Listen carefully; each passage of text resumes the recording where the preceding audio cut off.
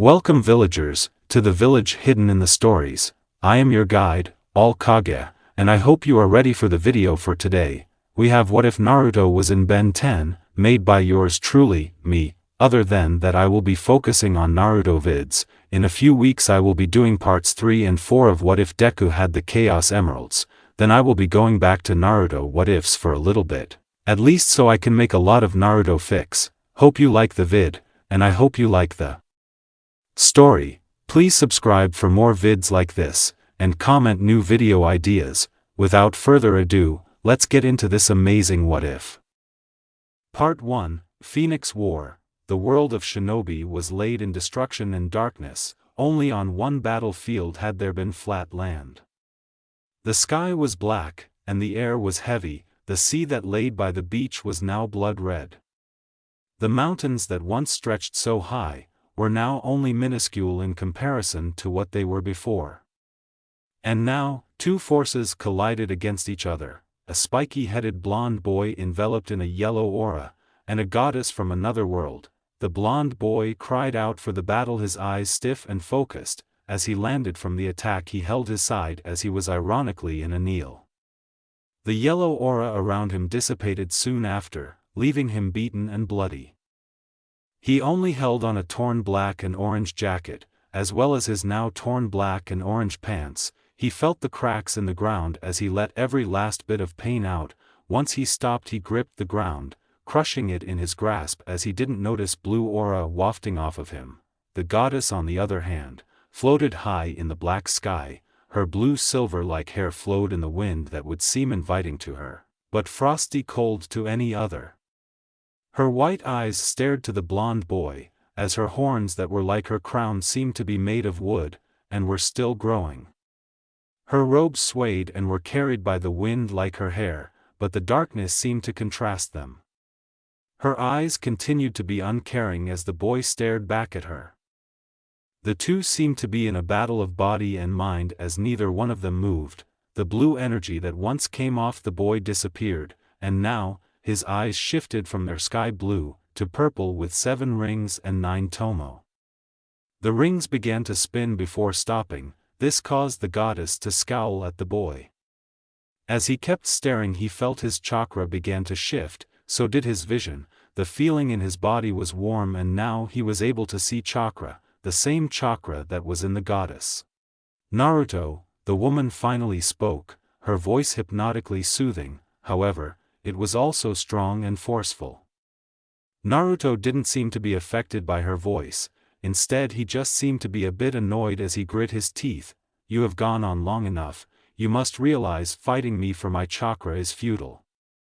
She paused, expecting a reaction from the boy, which he did not give. Instead, he kept his stare.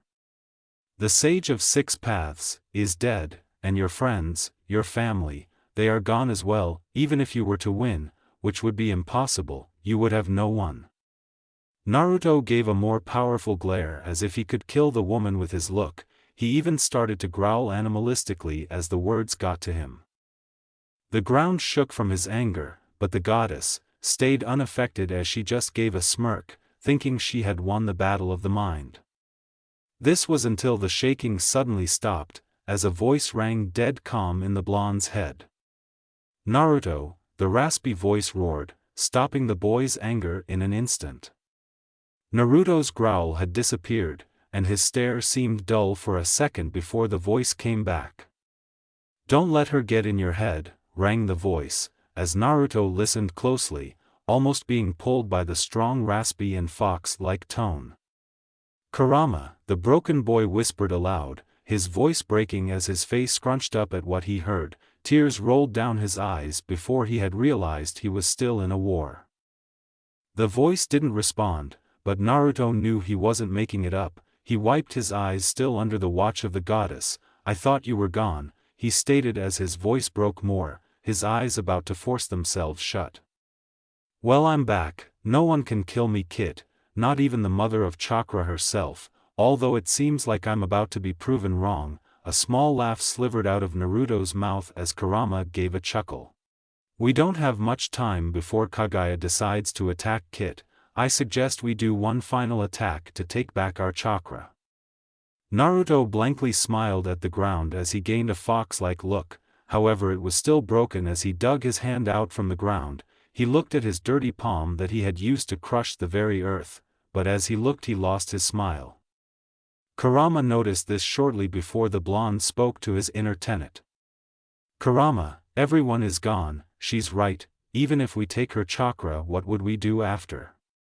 Naruto looked back at Kaguya once he finished. His own words seemed to make him look back down to the floor, closing his eyes in anticipation. This made the goddess give a final smirk before a black blade appeared in her hand. She held it lazily. The blade seemed to cut through the air as she floated down. The very sky that already seemed to be black darkened a bit more, as the forces of the battle seemed to have decided their winner. Once Kaguya landed, the already destroyed land crackled as dust was forced away. She stepped slowly towards Naruto as he didn't move. The boy heard her steps get closer with each second. The wooden clacks seemed like it took millennia to get closer. It annoyed the blonde as his death seemed to be coming at a slow pace, although it didn't make it better that Kurama was also roaring at him at the same time about him giving up. "Do you really think that they would want you to die here?" roared Kurama with rage equal to a demon. The sound of his voice made Naruto grimace as he pretended to not hear his friend. "They would want you to stand and fight. No, if they were here they would watch you push against all odds, and win. They may be gone, but you are disgracing them with your acts." Still no reaction as the boy didn't move from the imminent danger. "Do you hear me, you brat?" The goddess now stood above him with her sword held high. "Don't just stand there, Naruto." The sword came flying down with speed equal to light. "Don't you dare die, you idiot. You promised them, didn't you?" roared Kurama, trying one last time. Quickly Naruto side-stepped with a focused look as his eyes narrowed on his target. He moved from his kneel just as quickly before swinging his arm into the goddess. The attack seemed to be powered by nothing, but it knocked the woman down as the rings in Blonde's eyes swirled. For the blonde it was like hitting an immovable object for a few seconds, before his fist started to drive through her like a drill. Screams of pain roared out from Kaguya, carried by the shockwaves of the two energies colliding. Chakra flared from its mother as her body seemed to begin shaking. The blue energy wafted off her, in a fashion that it once did for Naruto. This was before the energy seemed to gravitate towards Naruto. The pale goddess seemed to grow skinny as she began to disintegrate. The screams weakened with the body. The sum of energy filling the blonde felt cold and beastly, and the rest felt familiar to him, similar to the Sage of Six Paths. And soon the woman was left on the destroyed ground as Naruto stood above her. After a few seconds the woman was completely gone, nothing but some small residue on the destroyed ground. And as if the world was holding its breath, silence reigned free around the battlefield. It was deafeningly calm as Naruto looked at the floor that once had Kaguya laying on it. The boy felt the energies that once made up the woman flow through him. The same energies filled his body as if he was supercharged, and he could tell his tenet was the same. "You actually did it," Kurama said in a surprised tone, stopping the silence with a few words. "Don't say it like that, you big fur ball, you make it sound as if I wouldn't win," said Naruto as he waved his arms around, also shooting Kurama an annoyed look. "What made you attack?" The blonde stopped as his eyes shifted back to a calm state. His blank lips curled into a small smile. "It was remembering what I promised them, and hearing you remind me. It kinda pushed me forward a bit more, although now I still don't know what we are going to do." Kurama chuckled a bit as Naruto stared to the short Mutons. Silence would have filled the battlefield once more if the giant fox didn't have some questions on his mind. "So, we have all of the chakra in the world. Both of our overall chakra levels have skyrocketed, although now that I can get a good look at you I'm more worried about your eyes." The two paused as the beast let the statement ring in the boy's head for a few seconds. Naruto didn't seem to react to it as he wasn't even able to see his eyes. "You're really dense, you know that," Kurama said with a strained tone. "Hey," Naruto protested with a quick yell. The blonde sat in a meditative position trying to relax himself. He knew if he began to think on all that has happened he would break down, so he wanted to distract himself with whatever Kurama was babbling on about. You have Sasuke's eyes, remember. Naruto gave a nod that he wasn't sure the beast could see, but your eyes have changed from the Rinnegan and the Sharingan to something more. It's more powerful than both, I can tell, but now it seems like you still have Sasuke's Manjaku Sharingan abilities. We might need to test this power out. Naruto widened his eyes at the thought of the curse of Uchiha growing.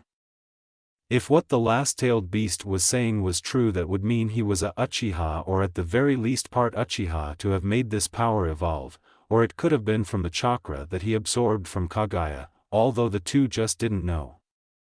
The blonde's eyes eventually softened. He realized he was overthinking his eyes changing. He cut the chakra from his eyes to return them to normal. He then gave an over-exaggerated sigh before laying back. What are we gonna do now? Naruto asked with boredom clouding his eyes. He watched the black sky, which seemed a bit dull now that the fighting was over. I don't know, kid. We are stuck with zero options. We can't bring them back, and even with our chakra we don't have enough power to rebirth the world. Naruto let out another sigh before closing his eyes. He tried to think of something, anything that would get him off of the cold hard ground. Then a smile crept on the boy's face. Soon the smile became a foxy grin, making Kurama become confused. What are you grinning about, kid? Asked the beast after a few seconds, as he just couldn't handle not knowing. Well, Kurama, I've decided to remember my friends, but it's like you said earlier, they wouldn't want me to give up, so the next best thing is finding adventure. Naruto pointed to the dark sky as his eyes glimmered with anticipation. His grin grew even more at the thought, while Kurama was left widening eyes with what the boy was suggesting. You don't mean, said the fox with a bit of confusion. Naruto jumped up at this as he kept his eyes on what would usually be the stars. He let his hands rest on his hips before giving a laugh. What else would I be talking about, you big fur ball? We are going to explore the cosmos. The boy's laughter stretched through the wasteland of a battlefield. It was the only sound that could be heard for miles. It had also felt out of place for such a time, although it wasn't like it was out of character for the boy. It surprised Kurama greatly, but it also made him smirk as he respected the boy for such an idea. His idea to venture into the unknown stirred a new sense of wonder for the both of them, an idea that would still give them a bit of purpose. As that same feeling bubbled up, it felt exhilarating. You're really gonna do this? Questioned Kurama with a chuckle and a bit of disbelief. Well, of course I am, responded Naruto without a care. It's a perfect idea. I don't know why shinobi haven't done it sooner, plus, what else is there to do? Naruto then paused a bit, his grin faltering before stretching out his hand to the horizon, with nothing but vast darkness that laid ahead of them. And staying here would just remind me of, the boy paused again at the thought, his smile fully fading for a second. He had thoughts of his friends and his family, the people who he had trained to protect. He thought of their smiles that he wouldn't see again. This didn't go unnoticed by Kurama as the last-tailed beast gave a sigh. It will be fine, the fox said, calling out to the last shinobi. Tears traveled down Naruto's cheek before he spoke out to his friend. Do you think they would want me to keep going? Asked the whiskered blonde with a crumbling whisper. The air of the battlefield was turned sorrowful as the blonde felt a shiver crawl up his spine, reminding him of what happened to them all. I know they would want you to keep going. It's what you do, kid. No matter what, someone as optimistic as you just can't be knocked down. Kurama used his strong voice to reassure his friend. He may have not been able to physically help, but he would still be a shoulder to cry on for the boy. The whiskered boy stopped his tears and wiped them away. A small smile crept on his face before he gave a bigger grin. Where was I? He said, still having a crack in his voice before clearing his throat. Right, out there. We can find something new, we just got to look. Naruto's arm dropped as he waited for his tenets to sense, while staring at the black sky that he assumed was a night sky. Kurama sighed, though a hint of a smile lingered in his eyes. You know, Kit, sometimes you're a real idiot. But maybe that's why you've survived this long. If you're going to do this, you'll need more than just sheer willpower. The cosmos aren't as forgiving as you might think. Well, that's why I've got you, Naruto replied, playfully nudging his friend in the only way he could, through his bond. Besides, I'm not afraid of what's out there. With you by my side, I can take on anything. Always the loud-mouthed optimist, Kurama grumbled, though he felt a renewed sense of purpose himself. Very well then. But don't say I didn't warn you when you end up in some godforsaken corner of the universe. Naruto simply chuckled and raised his hand to the sky, as if he were about to catch a falling star. I'm ready for whatever's out there, Kurama. Let's go find some new worlds, maybe a few that need saving. Besides, adventure sounds a whole lot better than staying here and moping around. The blonde took one last look at the battlefield, the place where he had lost so much yet gained an unexpected sense of resolve. His heart still ached, but now it beat with a fresh determination. He knew the pain of his losses would always be with him, but he also knew that his friends would want him to keep moving forward, to find new reasons to smile, even if they were light years away. Kurama let out a final sigh. Then let's not waste any time. The universe is waiting, and I have a feeling we're about to make one hell of an entrance. But before we do, I got one question for you, Kit. What is it, Kurama? Questioned the blonde with a blank look quickly slamming onto his face. How are we going to get to the cosmos? Naruto widened his eyes quickly. How would they even get to such adventures? He couldn't even think of any way to get there. This made the blonde slump slowly as his face turned into a frown, his eyes mimicking that of a fox. Kurama chuckled at this as his friend became depressed. Don't worry, Kit, the fox said, still having a laugh. I'm sure you will figure it out. Until then I'll be asleep waiting for you to need my help. Naruto gave a grumble eerily similar to the fox's. This was before a smile got back on his face. It seemed the boy had quickly figured out an idea. And with a goofy grin he jumped up. Well, we obviously aren't alone in the universe, Naruto said excitedly, deciding to explain to Kurama. The fox listened closely, waiting for the boy to go on. Kaguya was from a different planet. It won't be long before someone will just come to pick us up after they see some guy on a dying planet. That makes zero sense, Kurama responded, absent before resting his head in the seal.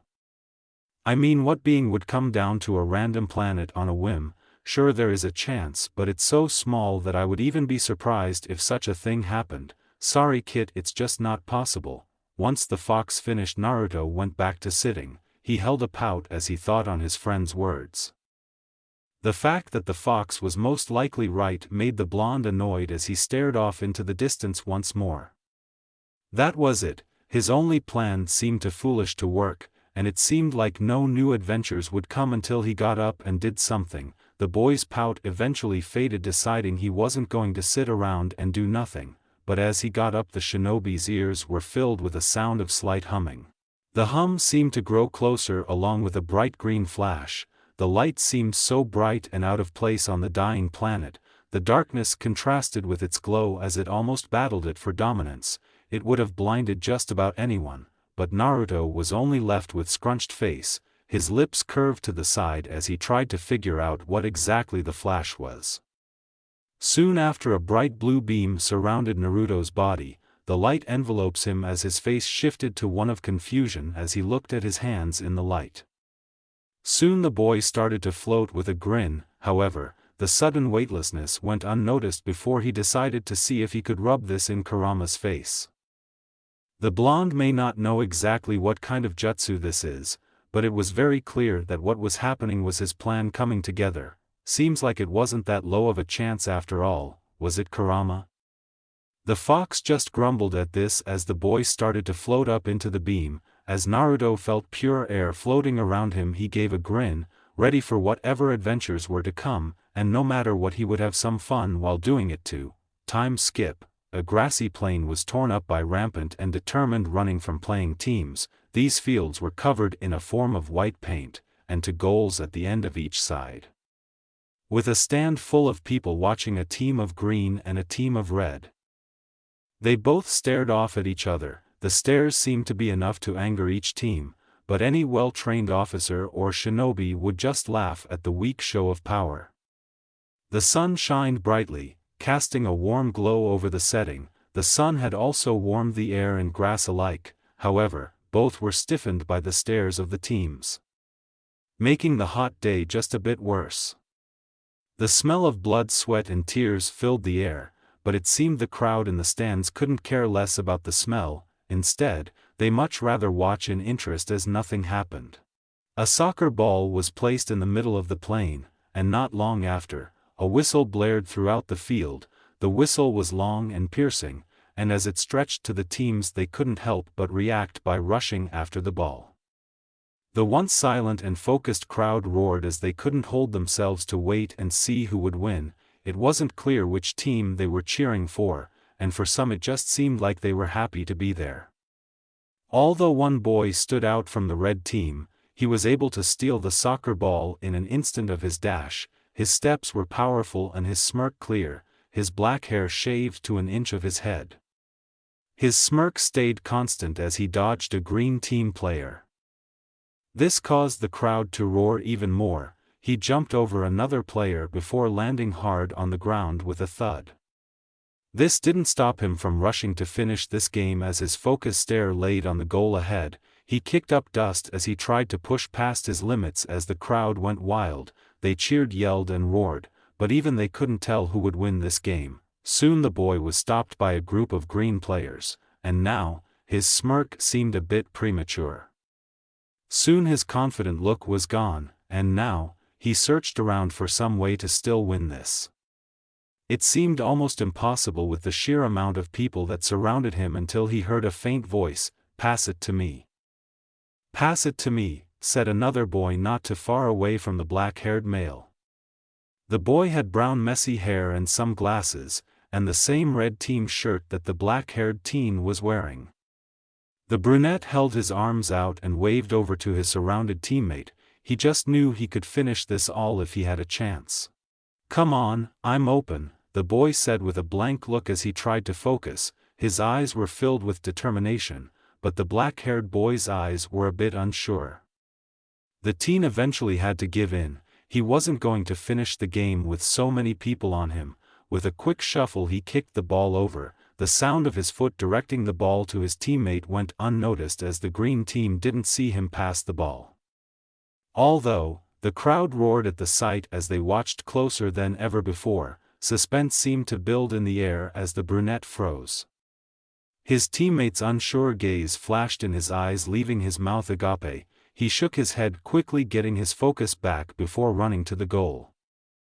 The boy's dash was similar to his teammates', however, the movement was less cocky and more focused. He didn't dive from the other team, or jump over players. He just moved out the way in a quick fashion. His eyes didn't move away from his goal, which was ironic since it was the actual goal. He kept on going, and the closer he was, the louder the crowd got. He had gotten past everyone, and now it seemed like he was actually going to make it, but instead, he was met with a focused stare by the other team's goalie. He stopped in his tracks at the stare, almost confused about who it came from. His eyes went a bit dull as the boy didn't know what to do when looking at the goalie. Said goalkeeper was a boy with emerald eyes, ironically, and brown combed hair. Over his team shirt he had a white shirt with a black line going down the middle. The shirt held accents of black that brought the lines together. His gray gloves were stretched out by his hands. A concentrated position is what the boy held, and it deterred his fellow brunette. Beads of sweat rolled down the boy's face as he stayed frozen. He didn't know what to do, and the pressure was getting to him. Even the crowd that was once loud quieted down at the stare off.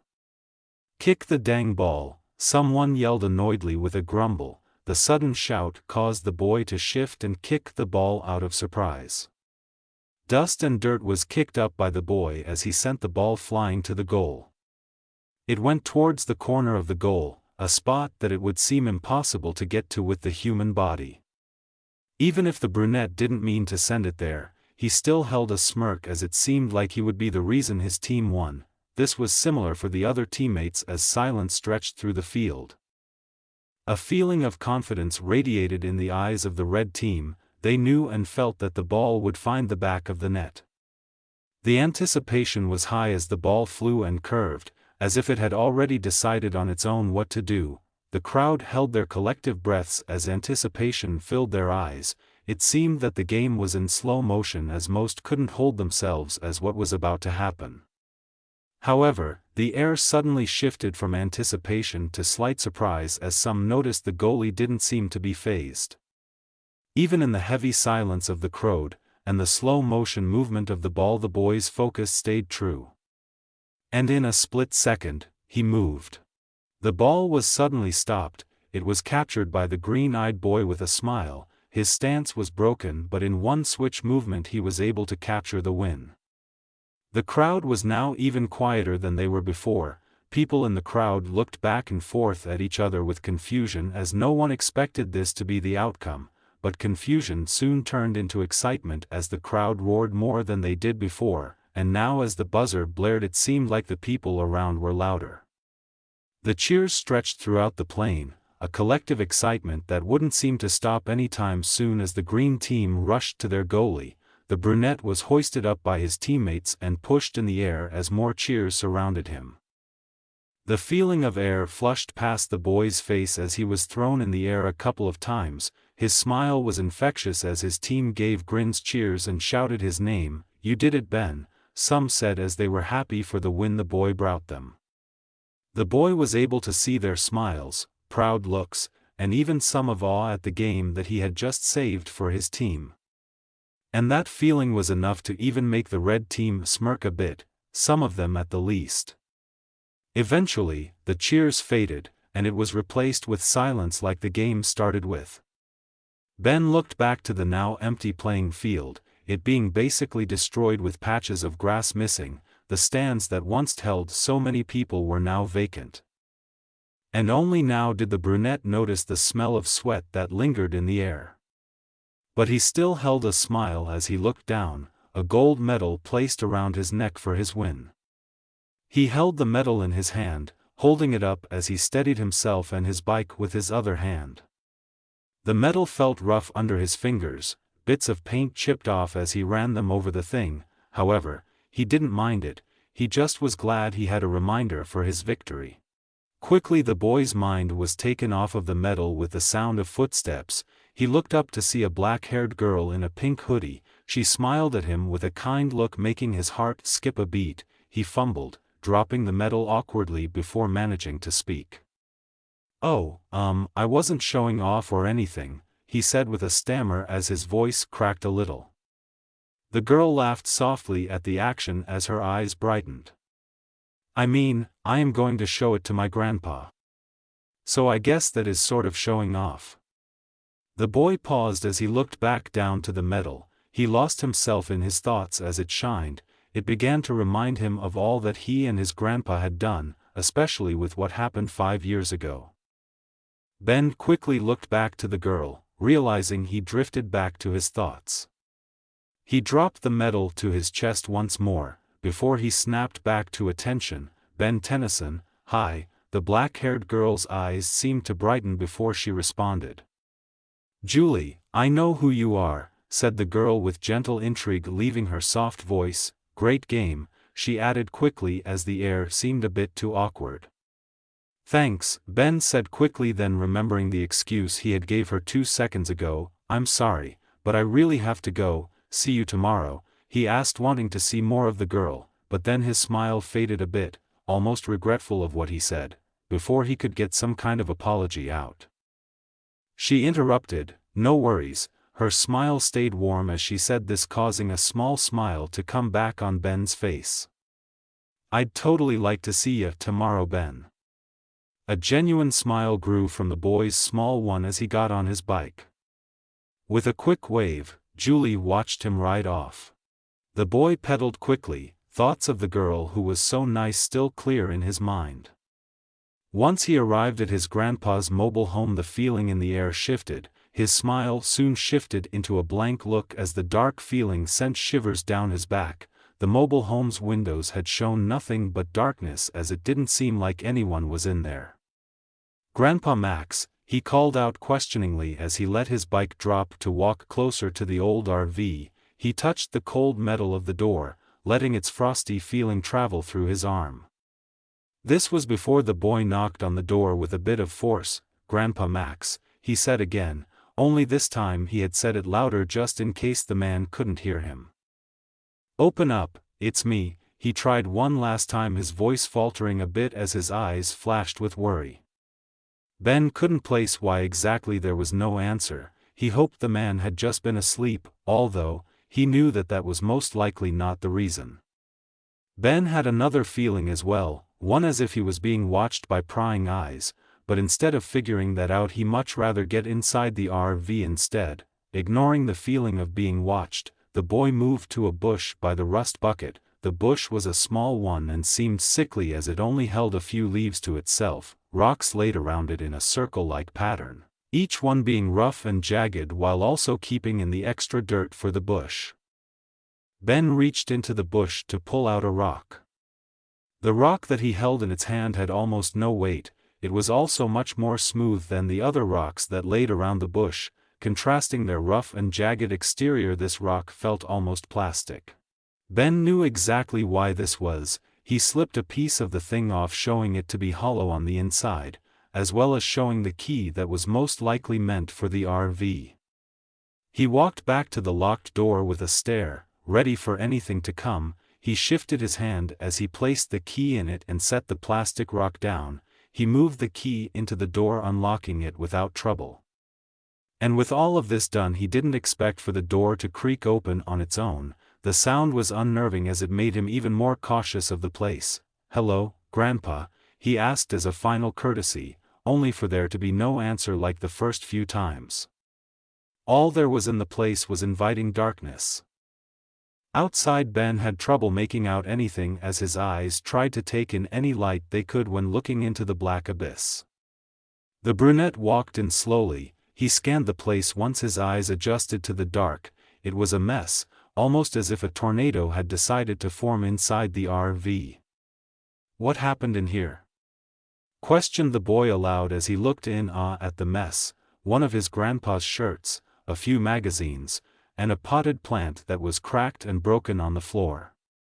He looked up from the mess to walk towards the only light that had been in the whole place, the bathroom of the mobile home. He crept slowly towards it, expecting something to be in there.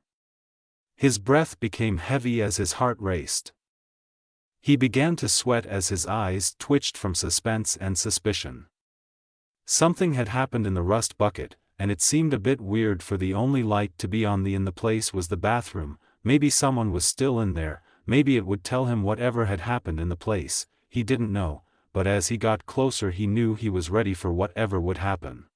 He opened the bathroom door. The blue light shined in the quarters, showing nothing that was out of the ordinary. With a blank look the boy closed the door boredly, then looked back to the other parts of the RV, until he had noticed the figure that stood above him. It was something out of a horror film, somewhat pink head that stretched with tentacles coming from its shoulders, yellow skin, or maybe it was a suit. It was hard to tell, and Ben didn't know how to react before it had tried to attack him. Tentacles shot from its stomach. They raced toward the brunette before he rolled away with a quick movement. His heart raced once more, as ready as he was before. Instinctively the boy slapped his wrist. But nothing happened to his dismay as he was forced to look back at the monster. "Aw man," he said with a yell as he had to move away from another attack. The only thing the brunette could do was move away from the tentacles, that seemed almost lightning quick, but at the same time, even with his racing heart, Ben seemed unfazed as he kept a blank focused look. He ducked from another attack. The tentacles broke the wall instead of his face when he did this. He rolled under the table in the RV. The alien creature jumped up on the table and started to slam its fist into the table. When his protection broke, Ben had to move once more. He backpedaled to the front of the RV, trying to avoid the thing any way he could.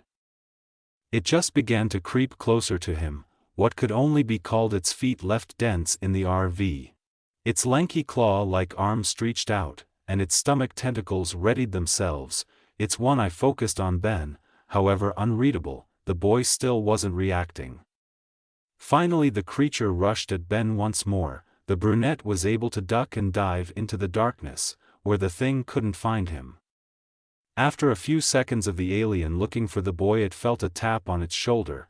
It looked back quickly, finding the disappeared boy, only to widen its eyes in surprise. "Peekaboo," Ben said with a smirk as he held a fire extinguisher. The boy quickly shot foam into the alien's eye, making it move backwards until it crashed its body out of the RV to escape. Once it was over, Ben looked to the extinguisher with his smirk turning into a small smile. This reminded him of a lot of that summer, dealing with aliens that he had no business messing with, fighting something only to realize the Omnitrix wasn't working. Remembering all of this, Ben sighed a bit. He needed to find Grandpa, or at least find out what happened from all this mess in the rust bucket.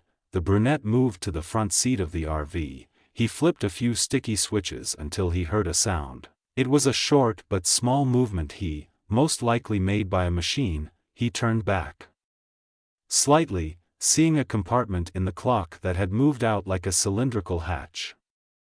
Once he saw this, Ben jumped up. He moved quickly to the hatch and looked for any clue on it. It didn't take him long to find a disc. He held the disc in his hand and pressed a button on it. The click sound was followed by the thing sounding as if it was starting up. He even felt it slightly warm in his hands. Once it was ready, a blue halogram of Ben's grandpa appeared. "Hello, Ben," he said, sounding like a robotic recording. Seeing that the man he was looking for was most likely fine, the boy grew a new smile with excitement in his eyes. "Grandpa, what's going?" The holographic sound interrupted Ben before he could say the rest, and his grandfather's mechanical-like voice followed soon after. "I left this recording where I knew only you would find it," Max expressed with a smile, but it soon faded a bit afterwards. "I'm in a bit of a situation," as if the man knew his grandson would worry about him. He put his hand up in the recording right as Ben started to frown. "But it's nothing I can't handle." "Certainly not anything you should worry about. There's renewed alien activity on Earth," Max continued, his tone getting a bit more serious as Ben began to look back at the hole the alien he just met ran out of. This made him question exactly what his grandfather was investigating. It had to be bad if that thing was in here, obviously searching for something. "I'm investigating, oh, and don't worry about the Omnitrix either. I have it, and it's completely safe." Ben's eyes widened once his grandpa said that. That didn't make sense. He knew he still had the Omnitrix at home, right? The boy looked back at the recording for any more information, as it seemed the thing still wasn't over. "Say hello to your cousin Gwen for me. Love you, Max out." "What are you trying to tell me, Grandpa?" expressed the brunette as he stared off with a worried look. His frown became a sigh before he placed the recording on the counter. Ben knew something was up. No way his grandpa would act like he had the Omnitrix if something wasn't going on, and he said to say hi to Gwen. He would need to see if she could help him with this. He really needed to find Grandpa. With these thoughts clear in the brunette's mind, he focused himself onto going home. Once he had left, he didn't notice the masked, spiky-haired blonde watching him from afar. Once the boy was able to find the Omnitrix in his room, he made his way into tracking down Gwen. Of course, after changing from his soccer uniform, Ben sat in the gym of his cousin's school, surrounded by the calming smell of sage that comforted his nose. The almost empty place had a few others in karate uniforms scattered around him, and although the boy wore a smile, inside he was focused on something more. Ben leaned back, waiting for the match to start, as the sensei of the group stood up on the soft blue mat. "Hajime," he yelled out with authority, causing his two students to act quickly. The first, a girl with red hair tied in a ponytail, and green eyes that mirrored Ben's, as well as her karate outfit secured by a black belt. Opposite to her was a blond boy with a similar black belt and uniform. In a quick motion the girl acted, she struck out with a kick, and before he could react she grabbed his shirt, holstering it with both hands. She then swung him over her shoulder, making him fall behind her with a loud thud. And before the boy could react she flipped on top of him and pinned him, making the boy wince as she landed. Point, victory, the sensei announced with a calm tone. Gwen rose to her feet and helped her opponent up. They exchanged bows before sounds of soft applause stretched through the gym. She gave a smile as her class congratulated her. The applause faded a bit as the class began to filter out the room, but one string of claps still tickled her ears. Gwen turned to see Ben, who had a kind smile upon seeing her. "So, how's my favorite cousin?" he asked jokingly as the girl's smile brightened before she ran over to the boy. "Ben," she exclaimed as she ran, her feet making small claps on the gym floor. Once she got to her cousin she gave the boy a hug, happiness in her eyes before separating and giving a laugh. "I'm still undefeated, and compliments usually means you want something." Ben's smile faltered at this, turning into a frown as he felt his green jacket. The air seemed to shift to a tense feeling as Gwen lost her smile just like her cousin. Once her arms dropped the boy decided to speak. He didn't really know how to start, but he would try at the least. "I got a problem," he started, making the air shift a bit more. "I need advice." Gwen's frown turned into a worried look before she gave a sigh. "Let me change first." The girl quickly left, leaving Ben alone in the gym to wait. After a few hours shifting the day into night, she came back in her normal clothes. Once she came back to the gym, Ben was able to sit down with her and explain all that had happened, how Grandpa was missing, how he thinks that he was most likely sending him a message by saying he had the Omnitrix. But even after all that he didn't know what to do. The boy had his head down, his eyes closed in thought as he just couldn't figure it out. Gwen, on the other hand, held a concerned look for the boy, as her eyes softened when looking towards her cousin. "He always said that was your choice," she pushed softly, wanting Ben to know that no matter what he didn't need to put back on the Omnitrix if he didn't want to. "You don't have to do it if you don't want to," she added with her voice becoming stronger, wanting to comfort Ben. "I used to love the Omnitrix," said Ben blankly as he opened his eyes, his lips still curled into a frown. "It made me feel special." Gwen paused at this, not knowing what to say as she sat next to her cousin. It seemed he was in between a rock and a hard place. She then gave a small sigh before speaking out to the boy once more. "You know what?" she asked, getting no answer from Ben. "It wasn't the watch that was special," Gwen added, making Ben look back to her. "It was you." This made the brunette's frown turn into a smile as he looked back to his cousin. Both of their smiles seemed to warm the hard tone of the conversation before Gwen's turned back into a blank look. "And you earned the chance to have a normal life," she said seriously as her eyes shifted a bit. "You put that thing back on," she added frantically, "and that's pretty much it for normal," finished the magic user with a sigh as her eyes closed. The two cousins paused for a second as Ben's smile turned back to a hard look. He knew he had responsibility to hold up to, but it was his choice to keep a normal life. But he also knew that Grandpa most likely needed him, and there was no way he wasn't going to help if that was the case. "But if Grandpa needs my help," he said. "He didn't," Gwen quickly interrupted, stressing the words as she spoke. "Anyway, remember how much trouble we had getting it off the last time." "Oi oi," rang out a new voice as the gym door opened with a clank. The voice was young but held a bit of authority and confidence. At the same time it also seemed a bit calm. "The Omnitrix isn't yours, guys, so give it up, before I have to take it." The cousins looked at the figure that came from the door. It was a masked blonde in a black open cloak. If it wasn't so dark they would be able to make out orange flames that licked the tips of the cloak, as well as some baggy black pants and an orange t-shirt. "No," Ben yelled in the dark as he tried to make out the figure. Deciding it was better to flee than fight, he jumped off the bench with Gwen not too far behind. Unfortunately, the two were easily stopped as the figure appeared in front of them. "Look, I'm not here to fight a couple of kids," the blonde said boredly, as the two couldn't look past his mask. "Can you just hand over the device?" he said as he held out his hand expectantly. "Or what?" Ben yelled with a glare, making it clear to the masked man he wasn't trusted. "Really, you're asking me or what?" said the blonde with a chuckle, as well as a confident smirk that was hidden his mask. "That's just asking for it, kid," he said with an edge. The tone almost dropped as a quick silence was stopped by the masked man slamming his leg into Ben's gut. The loud thud of Ben falling to his knees stunned Gwen before the masked man turned to her. "I'm asking you kindly. I already expressed I don't have time for this. I won't ask again. Hand it over."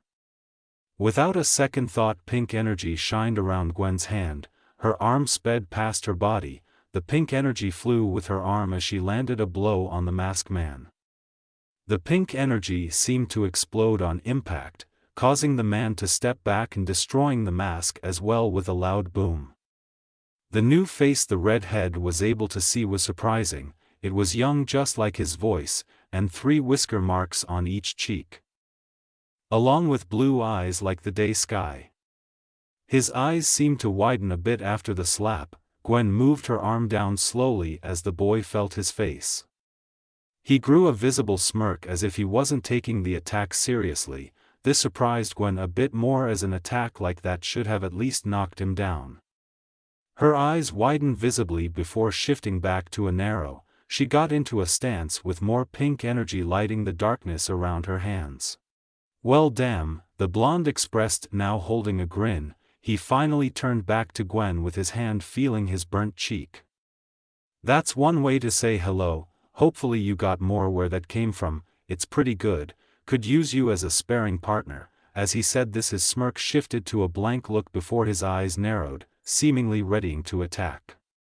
"But I did tell you, I wasn't going to ask again, correct?" Those words made Gwen step back a bit more, not knowing how her attacks would work on the blonde if he had taken the first like it was nothing. Sweat trickled down her face as she grit her teeth, not knowing if the boy was going to attack her any time soon.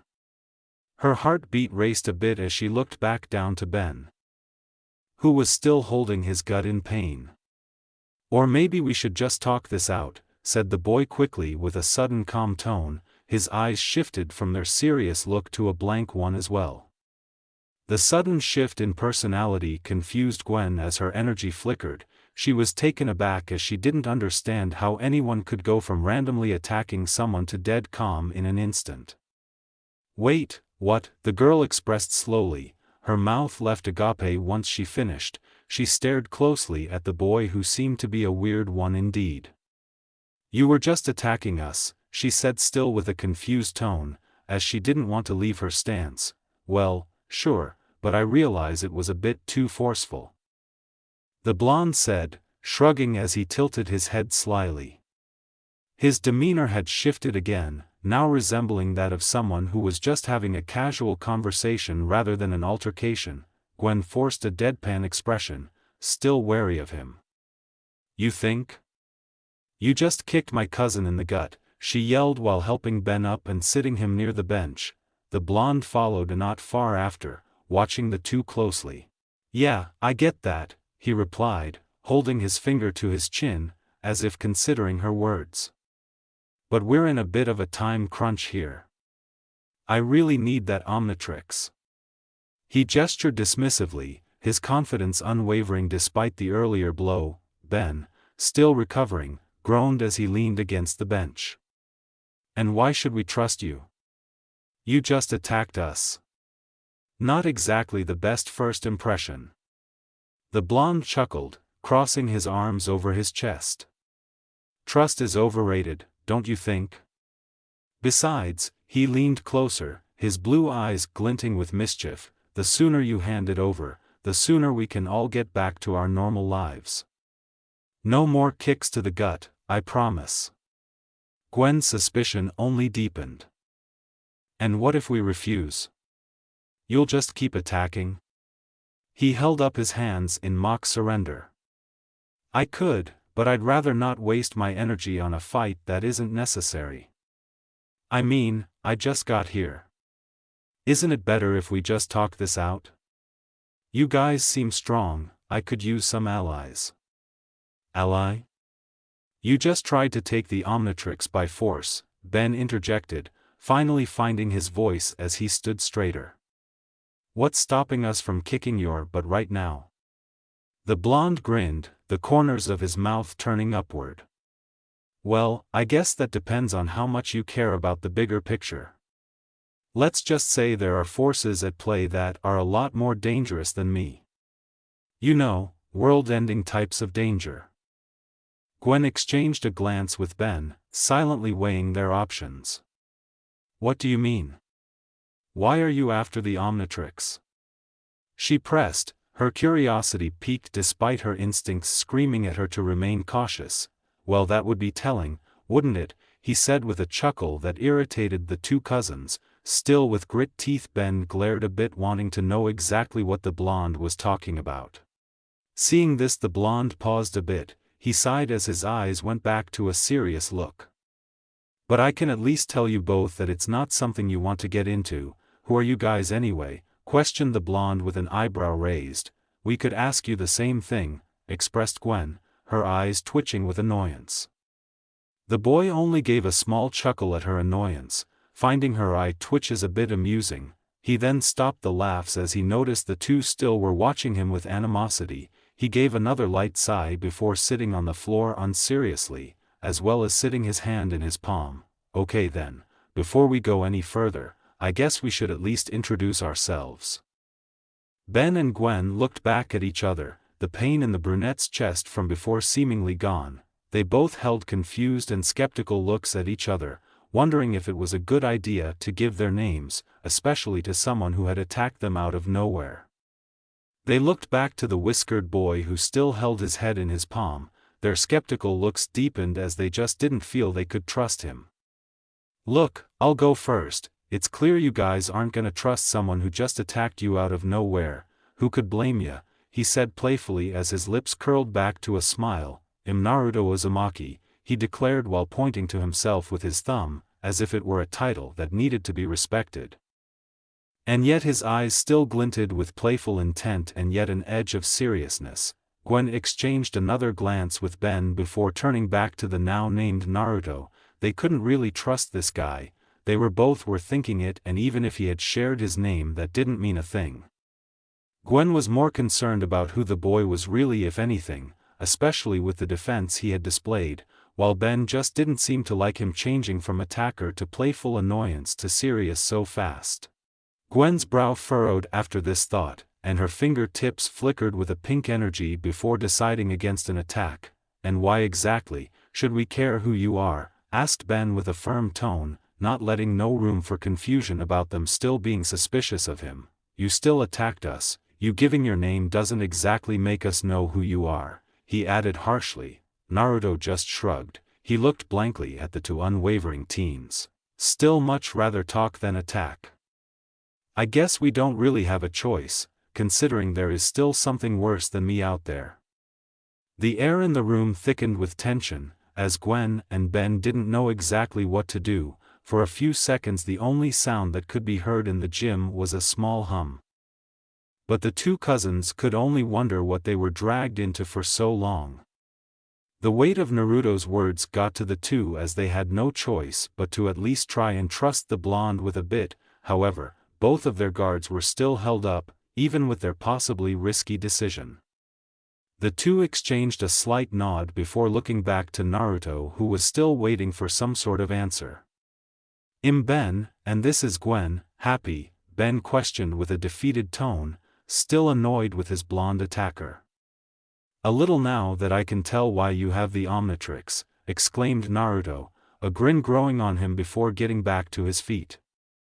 Wait, what do you mean? Questioned Ben as he stood up and crossed his arms.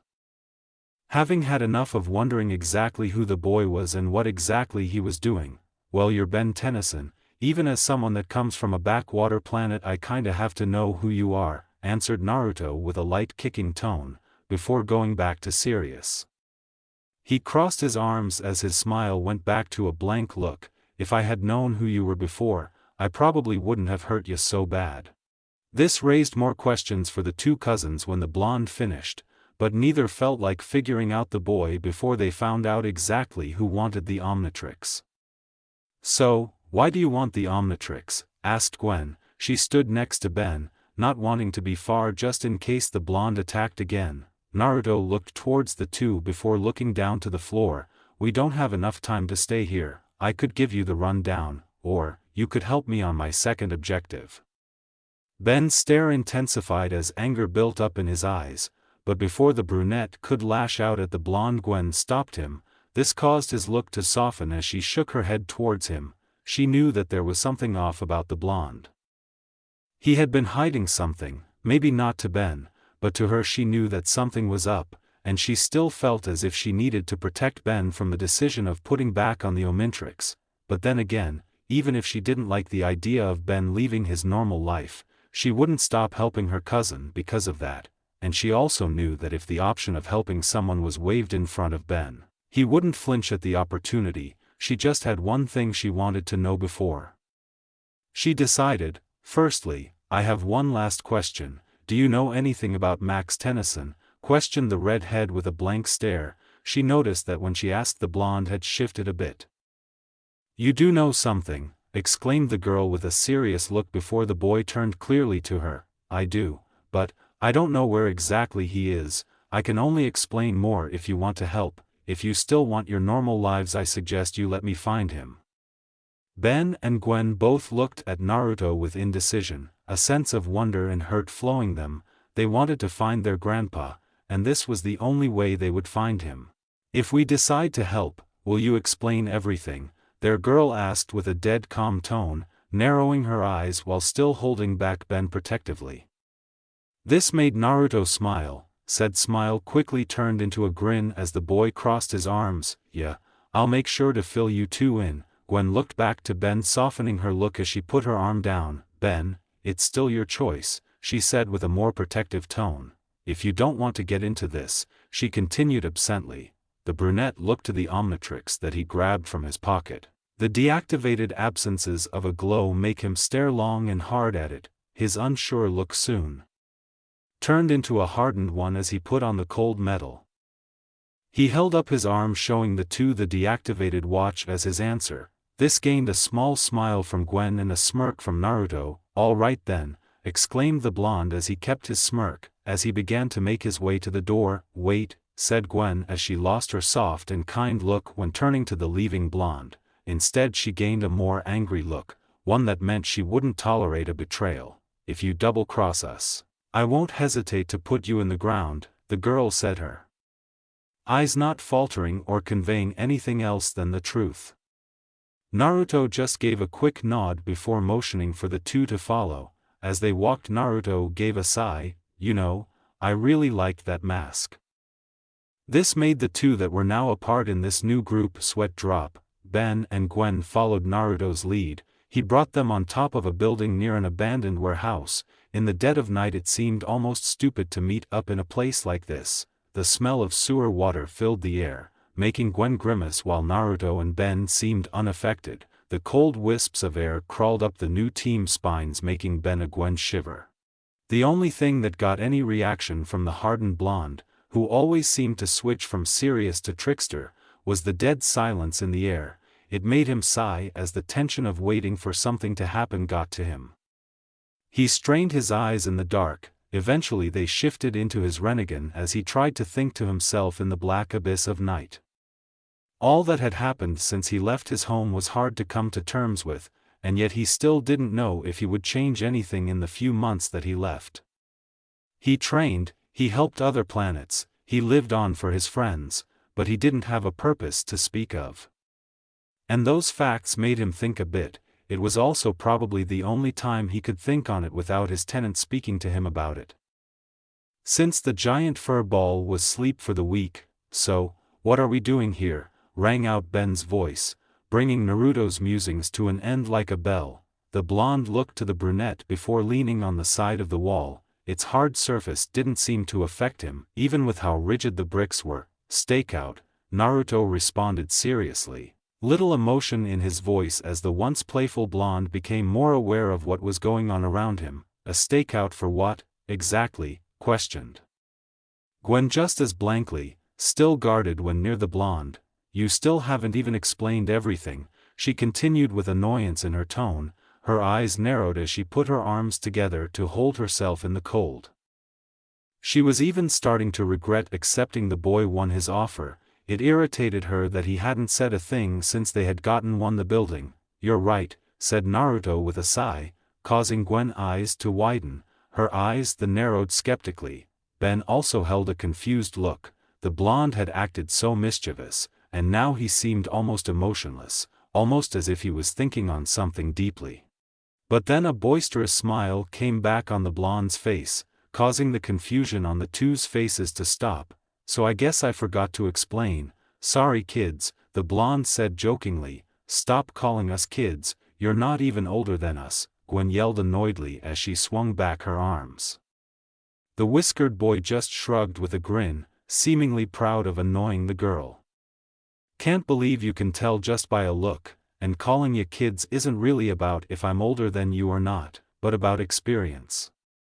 Yeah, and what experience do you have? Questioned Ben, a hint of sarcasm in his tone. Naruto just gave a smirk, before putting his hands out in an uncaring motion. I am going to explain everything. Right? He asked with the same sarcasm before standing on the wall to the other's surprise.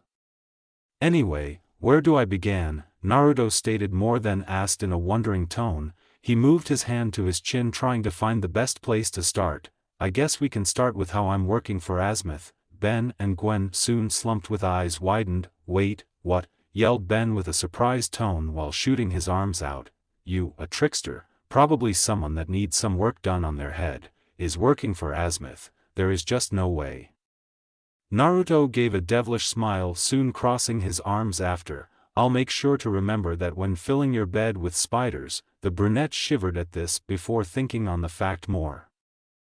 There just was no way the blonde was working for Azimuth, but that would explain why he wanted the Omnitrix.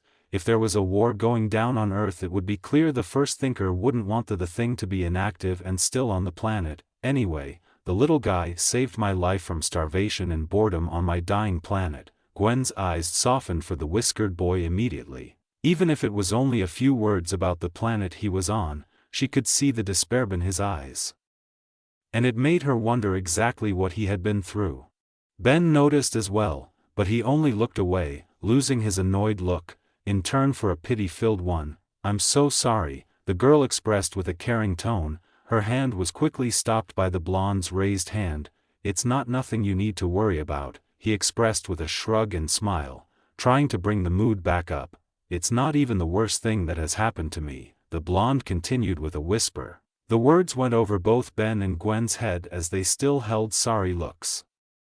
For the boy, once Naruto let his arm drop, he looked back up to continue. He still had some time before the fight would come, and he knew he at least had to tell them about what was going on. However, he decided not to go to infealty of the life he lived. It would take forever. Instead, he only wanted to explain the mission. That's it. Once I continue, I won't stop until I'm finished, so hold your questions at the end. Got it? He asked quickly, keeping his serious tone and look before crossing his arms. The two cousins gave a quick nod before the blonde started his story. So, I already had some training before Azimuth decided to take me in for a bit. He supplied me with some stuff. I gave him information, until eventually I was like the man's personal guard. That got boring after a while with how little danger Galvan Prime had. Then the little guy gave me a mission to help you grandpa on a case. As well as receive the Omnitrix. Your grandpa is actually the one that found out about this deal that we are staking out, which I will get to after I finish.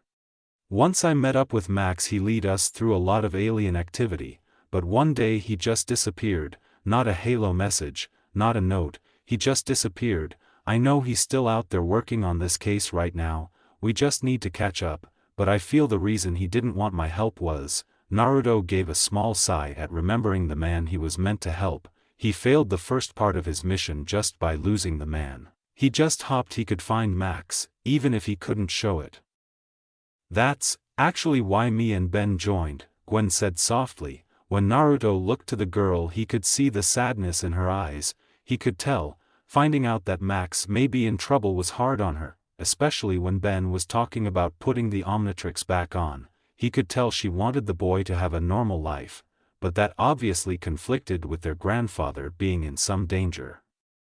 The whiskered blonde gained a small smile at this, finding the girl wanting to protect her cousin and help him was something he could relate with, but as quickly as the smile appeared, it faded back into an emotionless look just as fast. Anyway, Naruto started, our stakeout is a deal between some guys. They have illegal tech, depending on the level we have to stop them, and since I'm technically a part of the plumbers thanks to Azimuth, I have enough authority to scan for information. As long as nothing goes wrong, this should be a one and done mission, leading us right to Max. Okay guys, that's it for now. I hope you like the vid, and subscribe to help me grow. All Kaguya, out.